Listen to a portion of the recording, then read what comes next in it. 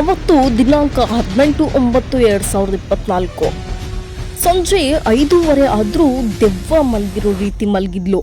Sudden ಆಗಿ ಆಕೆಗೆ ಏನನ್ನಿಸ್ತೋ ಗೊತ್ತಿಲ್ಲ, ಅಮ್ಮ ನಾನು 2 ದಿನ ಎಲ್ಲೋ ಹೋಗಿ ಬರ್ತೀನಿ ಅಂತ ಹೇಳಿ ಸಂಜೆ ಸರಿ ಸುಮಾರು 7:30 ಬಸ್ ಹತ್ತಿದ ಆಕೆ 8:30 ಅಷ್ಟೊತ್ತಿಗೆ ಶಿವಮೊಗ್ಗ ತಲುಪಿದ್ಲು. ಸರಿಸುಮಾರು 9:15 ಶಕ್ತಿ ಯೋಜನೆಯ ಫ್ರೀ ಟಿಕೆಟ್ ತೆಗೆದುಕೊಂಡು ರಾಯಚೂರಿಗೆ ಹೋದ್ಲು.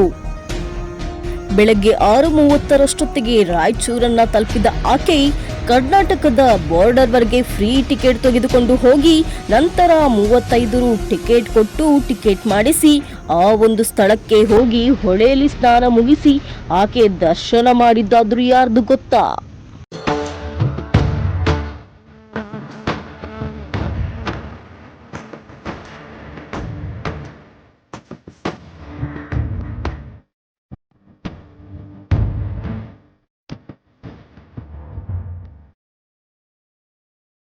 ದರ್ಶನ ಮುಗಿಸಿದ ನಂತರ ರಾಯರ ಪ್ರಸಾದ ಸ್ವೀಕರಿಸಿ ಅಲ್ಲಿ 2:15 ಮರಳಿ ಮನೆಗೆ ಹೊರಟಿದ ಆಕೆ ದಿನಾಂಕ 20/9/2024 ರಾತ್ರಿ 2:15 ಶಿವಮೊಗ್ಗವನ್ನ ತಲುಪಿ ರಾತ್ರಿ ಎಲ್ಲ ಬಸ್ ಸ್ಟ್ಯಾಂಡ್ ಕಾದು ಬೆಳಗ್ಗೆ 7:30 ಮನೆಗೆ ಮರಳಿದ್ದಾಳೆ.